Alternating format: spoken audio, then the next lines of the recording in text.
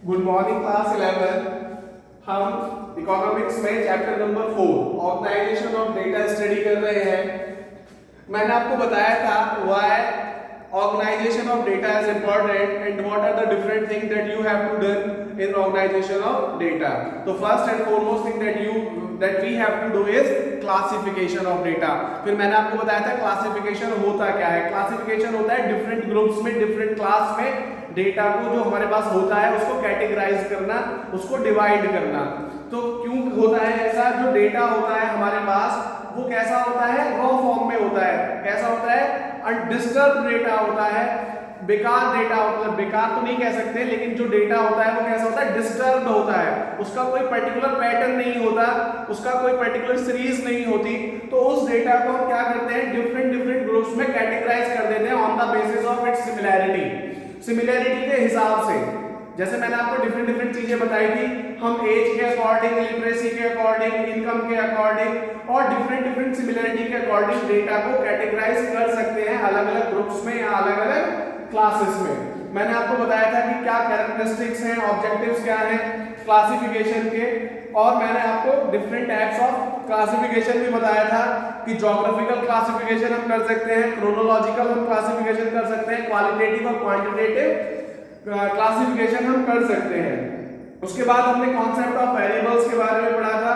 Variable दो तरीके के होते हैं, डिस्क्रीट और एक कंटीन्यूअस वेरिएबल होता है। दोनों चीजों के एग्जांपल भी मैंने आपको बताए थे।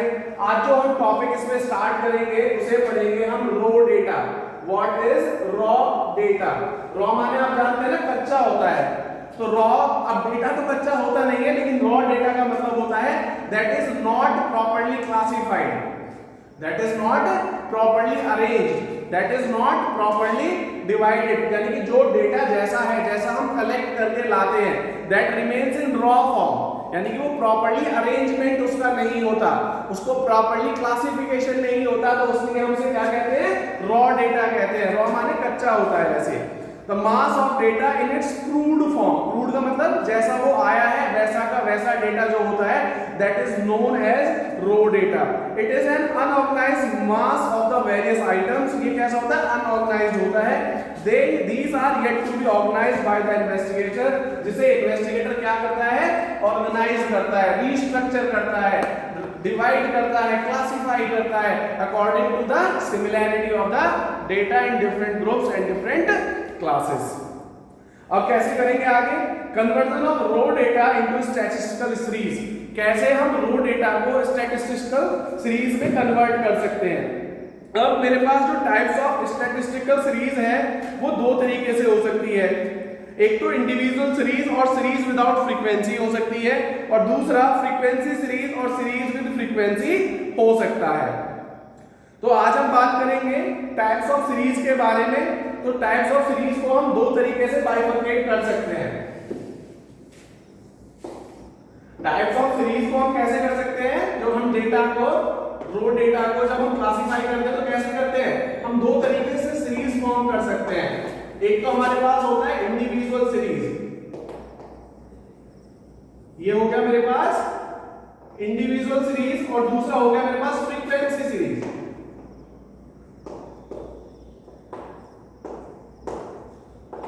अब जो फ्रीक्वेंसी सीरीज है इसे भी हम दो तरीके से बाइफरकेट कर सकते हैं। एक होता है मेरे पास डिस्क्रीट सीरीज,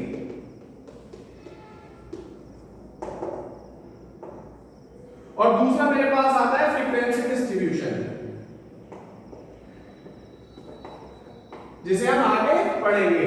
तो टाइप्स ऑफ सीरीज जो होती है हमारे पास, जब हम डेटा को क्लासिफाई करते हैं दो तरीके से, एक तो इंडिविजुअल सीरीज की फॉर्म में और एक फ्रीक्वेंसी सीरीज की फॉर्म में डिस्ट्रीब्यूट कर सकते हैं।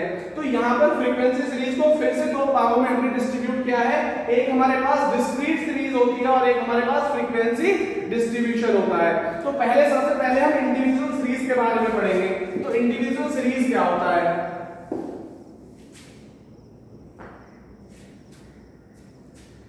Individual series are those series in which the items are listed singly। हमने कोई सिंगल आइटम की लिस्ट बना ली, वो हमारी इंडिविजुअल सीरीज होती है। For example, if the marks obtained by 30 students of a class singly the series would be called individual series. तो हम यहाँ पर क्या करेंगे, हमने एक तरफ तो लिख लिया रोल नंबर और एक तरफ लिख लिया हमने मार्क्स ऑब्टेन। तो ये मेरे पास क्या हो गई, इंडिविजुअल सीरीज हो गई भैया। यहाँ पे मैंने रोल नंबर लिख लिया 1 2 3 4 और जो भी जितने भी है, सपोज मेरे पास 30 स्टूडेंट है, फिर हमने उनके मार्क्स लिख लिए आउट ऑफ 50 है, सपोज किसी के 40 आए, किसी के 45 आए, किसी के 47, किसी के 30, किसी के 17 एंड सो ऑन। तो यहाँ पर क्या है, किसी एक पर्टिकुलर चीज को हमने क्या कर लिया, सीरीज में कन्वर्ट कर लिया, तो इसे हम इंडिविजुअल सीरीज कहते हैं। समझ में आ गया। तो ये क्या है हमारे पास, अकॉर्डिंग टू सीरियल नंबर। जो पहला वाला हमने किया ये सीरियल नंबर के हिसाब से, रोल नंबर के हिसाब से, या किसी भी पर्टिकुलर तुम्हारा एनरोलमेंट नंबर हो सकता है, रजिस्ट्रेशन नंबर हो सकता है, उसके हिसाब से हमने मार्क्स लिख लिए किसी पर्टिकुलर सब्जेक्ट के। तो हमारा जो हो गया वो इंडिविजुअल सीरीज हो गई, और किसके अकॉर्डिंग हो गई है, अकॉर्डिंग टू सीरियल नंबर हो गई। अब जो दूसरा हो सकता है इंडिविजुअल सीरीज, असेंडिंग और डिसेंडिंग ऑर्डर ऑफ डेटा के हिसाब से हो सकता है, असेंडिंग और डिसेंडिंग ऑर्डर के हिसाब से। तो उसमें हम कैसे लगाएंगे, देखो सपोज मार्क्स ऑब्टेन्ड है किसी पर्टिकुलर क्लास के, तो हम इसे असेंडिंग ऑर्डर में भी लगा सकते हैं और डिसेंडिंग ऑर्डर में भी लगा सकते हैं। तो सबसे पहले सपोज रोल नंबर 10 है, उसके 49 मार्क्स आए, उसके बाद मेरे पास रोल नंबर 12 है, उसके मार्क्स आए 48, उसके बाद मेरे पास रोल नंबर 19 है, उसके मार्क्स है 48 अगेन, ऐसे ही फिर मैं सो ऑन। और जैसे इधर मेरे पास अलग अलग रोल नंबर्स आएंगे, यहाँ पर मेरे पास क्या आएगा, जो एक अरेंजमेंट आएगा, कौन से ऑर्डर में आएगा, डिसेंडिंग ऑर्डर में आएगा। तो सबसे पहले मैंने उस बच्चे का रोल नंबर लिखा है जिसके सबसे ज्यादा मार्क्स हैं, और फिर जैसे जैसे मार्क्स कम होते जाएंगे उसके अकॉर्डिंग मैं उनको अरेंज करता चला जाऊंगा। तो ये जो मेरा ऑर्डर है ये डिसेंडिंग या असेंडिंग ऑर्डर हो सकता है। तो इंडिविजुअल सीरीज एक तो हो गई मेरे सीरियल नंबर के अकॉर्डिंग, जैसे जिसका रोल नंबर है उसी के अकॉर्डिंग मैंने उनके मार्क्स लिख लिए। दूसरा उनको मैं असेंडिंग या डिसेंडिंग ऑर्डर में भी लिख सकता हूँ। असेंडिंग ऑर्डर में क्या होगा, पहले सबसे छोटा, फिर उससे बड़ा, फिर उससे बड़ा। डिसेंडिंग ऑर्डर में क्या होगा, सबसे बड़ा, फिर उससे छोटा, फिर उससे छोटा। तो ऐसे मैं इंडिविजुअल सीरीज फॉर्म कर सकता हूं। अब है हमारे पास फ्रीक्वेंसी सीरीज। अभी हमने क्या पढ़ा था, ये थी इंडिविजुअल सीरीज, जब हम किसी एक पर्टिकुलर चीज को रिप्रेजेंट करते हैं। वो नंबर हो सकते हैं, वो वेट हो सकता है, वो हाइट हो सकती है, कोई भी एक पर्टिकुलर फीचर किसी भी चीज का जब हम रिप्रेजेंट करते हैं तो उसे हम इंडिविजुअल सीरीज कहते हैं। और वो दो तरीके से मैंने आपको बताई, on the basis of their serial number. अब वो सीरियल नंबर क्या हो सकता है, आपका रोल नंबर हो सकता है, आपका एनरोलमेंट नंबर हो सकता है, या कोई पर्टिकुलर रजिस्ट्रेशन नंबर हो सकता है। दूसरा, उसे असेंडिंग ऑर्डर या डिसेंडिंग ऑर्डर में बढ़ते हुए क्रम में भी लिख सकते हैं या घटते हुए क्रम में लिख सकते हैं। तो ये हमारे दो मेथड हो गए इंडिविजुअल सीरीज के। अब हम फ्रीक्वेंसी सीरीज की बात करेंगे। फ्रीक्वेंसी सीरीज क्या होती है, देखो फ्रीक्वेंसी सीरीज और series with frequency may be of two type. दो तरीके की हो सकती है, एक होती है डिस्क्रीट सीरीज और एक होती है frequency distribution. Before we discuss these two types of series, let us understand the meaning of the following terms. सबसे पहले इनको पढ़ने से पहले हमें पता चलना चाहिए कि फ्रीक्वेंसी क्या होती है। तो फ्रीक्वेंसी क्या होती है, frequency is the number of times an item occurs और repeat itself in the series. कोई नंबर कितनी बार रिपीट होता है ये उसकी फ्रीक्वेंसी है। किसी पर्टिकुलर सीरीज में कोई नंबर कितनी बार रिपीट होता है, अपने आप को रिप्रेजेंट करता है कोई नंबर, वो उसकी फ्रीक्वेंसी कहलाती है। दूसरा है class frequency, the number of times an item repeats itself corresponding to a range of value, और class interval is called class frequency. किसी पर्टिकुलर इंटरवल पर कोई नंबर कितनी बार रिपीट होता है, समझ में आ रहा है बात। सपोज अगर मैं इंटरवल बना लूं 1 से 5, 6 से 10, 11 से 15, तो इसके बीच के कितने नंबर आ रहे हैं, सपोज 1 से लेकर 5 तक के जो नंबर आएंगे वो इस क्लास फ्रीक्वेंसी में आएंगे। 6 से जो 15 तक के नंबर आएंगे वो यहाँ पर आएंगे, 6 से 10 तक के, 11 से 15 यहाँ पर आएगा। तो इस पर्टिकुलर इंटरवल में जितनी बार रिप्रेजेंटेशन हो रहा है वो इसकी क्या होती है, क्लास फ्रीक्वेंसी कहलाती है। क्लियर हो गया बच्चों। 1 से 5 तक के जो नंबर आएंगे, सपोज 1 से मेरे पास 2 और 3 आया, तो ये किसने कितनी बार इस वाली क्लास को रिप्रेजेंट किया, 2 टाइम। तो इस वाली क्लास की जो फ्रीक्वेंसी होगी वो 2 होगी। अगर सपोज 6 से 10 तक 7, 8 और 9 और 10 चार नंबर आ गए, तो इस वाली क्लास की जो फ्रीक्वेंसी हो गई वो 4 हो गई। समझ में आ रहा है आपको? तो उस क्लास का रिप्रेजेंटेशन कितनी बार हो रहा है वो उस क्लास का, उस इंटरवल का क्लास फ्रीक्वेंसी या इंटरवल फ्रीक्वेंसी होती है। अब बात करते हैं टैली बार्स की। टैली बार्स आपने प्रीवियस क्लासेस में पढ़ा भी होगा। जैसे जो नंबर्स होते हैं उन्हें हम कैसे रिप्रेजेंट करते हैं। फॉर एग्जांपल 1 को हम 1 मार्क से रिप्रेजेंट करते हैं, 2 को हम 2 मार्क से रिप्रेजेंट करते हैं, 3 को हम 3 से रिप्रेजेंट करते हैं, 4 को हम 4 से रिप्रेजेंट करते हैं और 5 को हम 1 2 3 4 5 से रिप्रेजेंट करते हैं। क्लियर हो रही है आपको? कोई कंफ्यूजन है इसमें आपको? हर 4 तक तो हम ऐसे जाते हैं और जो 5 होता है वो 4 को क्रॉस करते हुए आता है, इसको हम टैली मार्क्स कहते हैं। ऐसे अगर 6 को रिप्रेजेंट करें तो ये आ जाएगा, 7 को करें तो ये, 8 करेंगे तो ये, 9 करेंगे तो ये, 10 करेंगे तो वापस फिर ऐसे हो जाएगा। क्लियर हो रहा है? 4 तक हम कंटिन्यू करते हैं और 5 जो होता है उनको इंटरसेक्ट करते हुए एक ट्रांसवर्सल लाइन होती है।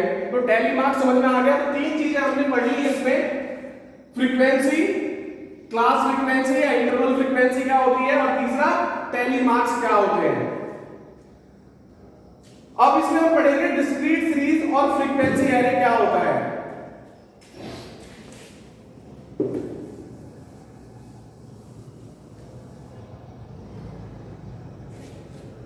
A discrete series or frequency array is that series in which data are presented in a way that exact measurement of items are clearly shown। जब कोई डेटा हमारे पास एज इट इज फॉर्म में, clearly form में, जैसा वो होता है उसी फॉर्म में मेंशन कर दिया जाता है, उसे हम डिस्क्रीट सीरीज या फ्रीक्वेंसी सीरीज कहते हैं, जहां पर डेटा का जो रिप्रेजेंटेशन होता है वो इंडिविजुअल होता है। फॉर एग्जांपल हम ले सकते हैं 20 student of class secured the following marks. मेरे पास सपोज 10 स्टूडेंट है किसी क्लास के, 20 की जगह हम 10 ले लेते हैं और उन 10 स्टूडेंट्स के मार्क्स में लिख देता हूं आउट ऑफ 20, 15, 18, 12, 8, 16, 18, 20, 8, 7, 12। तो आप लोग यहां पर देखेंगे ये 10 स्टूडेंट्स के मार्क्स हैं और ये सब अपने आप में डिस्क्रीट का मतलब है इंडिविजुअल को रिप्रेजेंट कर रहे हैं, किसी का कोई रिलेशन इसमें आपको दिखाई नहीं देगा। तो ये हमारे पास क्या होता है, डिस्क्रीट सीरीज होती है, इसे हम डिस्क्रीट फ्रीक्वेंसी मेथड भी बोलते हैं। नेक्स्ट है हमारे पास frequency distribution. Frequency distribution method जैसे मैंने अभी बताया था, जब हम एक पर्टिकुलर क्लास इंटरवल के फॉर्म में उसको रिप्रेजेंट करते हैं, क्लास इंटरवल की फॉर्म में रिप्रेजेंट करेंगे तो उसे हम क्या बोलते हैं, फ्रीक्वेंसी डिस्ट्रीब्यूशन मेथड बोलते हैं। फॉर एग्जांपल हमने क्या किया, 20 तक के जो मार्क्स हैं उनको 5 के ग्रुप में डिवाइड कर लिया, 1 to 5, 6 to 10, 11 to 15 and 16 to 20। यहां पर मैंने देखा जो स्टूडेंट्स हैं मेरे 1 से और 5 तक, सपोज 4 स्टूडेंट्स ने 1 से 5 तक स्कोर किया, 1 से 5 नंबर तक। ये मैंने क्या बताया, ये क्लास इंटरवल बना दिया और ये क्या हो गया, नंबर ऑफ स्टूडेंट्स हो गए। 6 से 10 तक सपोज मेरे पास 2 स्टूडेंट्स हैं, 11 से 15 तक सपोज मेरे पास 7 स्टूडेंट्स हैं और 16 से 20 तक भी मेरे पास 7 स्टूडेंट्स हैं। यहां पर n इज इक्वल टू कितना है मेरे पास, 20। क्लियर हो रहा है बच्चों? तो यहां पर मैंने क्या किया, क्लास इंटरवल बना लिया। अब मैंने इंडिविजुअल फ्रीक्वेंसी ना लिखकर क्लास इंटरवल बना लिया और उसके सामने नंबर ऑफ स्टूडेंट्स को लिख दिया कि कितने बच्चों ने 1 से लेकर 5 तक मार्क्स को सिक्योर किया है, 6 से 10 तक कितने बच्चों के मार्क्स हैं, 11 से 15 तक कितने बच्चों के मार्क्स हैं और 16 से 20 तक कितने बच्चों के मार्क्स हैं। एक्चुअल में ये जो मेथड है तब बेनिफिशियल होता है हमारे पास जब हमारे पास डेटा लार्ज अमाउंट में प्रेजेंट होता है, तो वहां पर हम क्या करते हैं, इसको कैटेगराइज कर लेते हैं अलग अलग ग्रुप्स में। तो ये हमारा फ्रीक्वेंसी डिस्ट्रीब्यूशन मेथड होता है और यहां से हमें डेटा को एनालाइज करने में बहुत ज्यादा हेल्प मिलती है। अगर सपोज यही डेटा 20 बच्चों का अलग अलग होता, डिस्क्रीट फॉर्म में होता, तो वहां से आपको रिलेशनशिप फाइंड आउट करने में बहुत मुश्किल होती, वहां से आपको एनालाइज करने में बहुत मुश्किल होती। तो हम डिस्क्रीट मेथड वहां पर यूज कर सकते हैं जहां पर डेटा छोटा होता है और हम यहाँ पे डिस्ट्रीब्यूशन मेथड वहां पर यूज करते हैं जहां पर हमारा डेटा साइज लार्ज हो जाता है। बच्चों मुझे लग रहा है जो आज मैंने पढ़ाया वो आपको समझ में आ गया होगा। इससे आगे हम नेक्स्ट क्लास में डिस्कस करेंगे। अगर कोई प्रॉब्लम है, मेरा नंबर है 9871331793, आप मुझे इस पर कॉल करके मैसेज करके डिस्कस कर सकते हैं।